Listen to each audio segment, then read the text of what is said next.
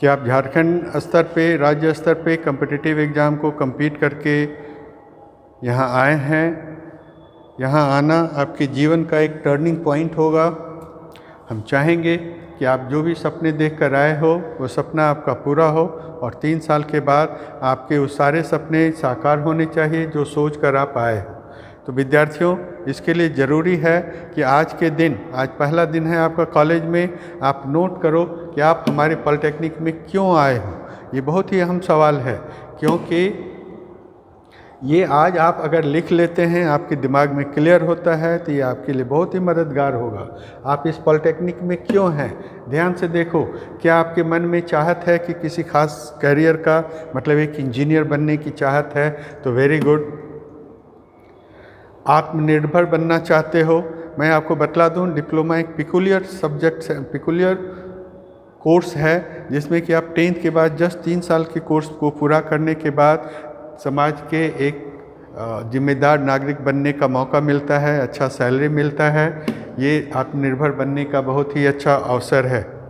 कुछ लोग का मन नहीं होता, पीयर प्रेशर के कारण, अपने परिवार वालों के कारण या साथियों के दबाव में कि चलो पॉलिटेक्निक करते हैं, बहुत अच्छा है, और आप आ गए। या हमारे बहुत सारे विद्यार्थी हैं जो बस खाली मौज मस्ती करने के लिए चले आते हैं पॉलिटेक्निक में। सो आप सोच लीजिए आप इस चारों में किस कैटेगरी में हो। ध्यान रहे, आप जैसा आज सोचेंगे वैसा ही आपको 3 साल के बाद आप बन पाएंगे। तो सर्वप्रथम आप अपने लक्ष्य को निर्धारित करें। What do you want.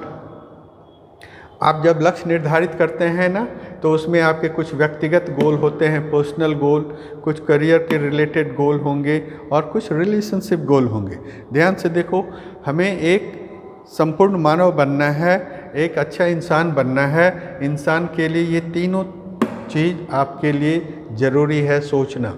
व्यक्तिगत लाभ का मतलब, लक्ष्य का मतलब, पर्सनल गोल किसे कहोगे।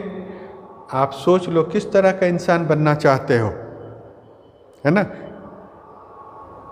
आप एक सफल इंसान बनना चाहते, समाज सेवा करना चाहते, एक इंजीनियर्स बनना चाहते, आप क्या लर्न करना चाहते हो, राइट। सोच लो कि आप अपनी ज़िंदगी में क्या प्रोसेस करना चाहते हो। बड़ा सा मकान हो, गाड़ी हो, घोड़ा हो,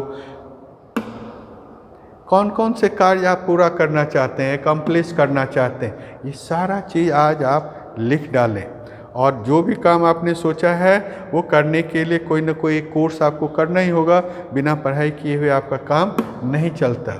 करियर रिलेटेड क्या कहेंगे, आप सोच लीजिए कि आपको कितना वेतन चाहिए, कितने वेतन में आप खुश रहेंगे।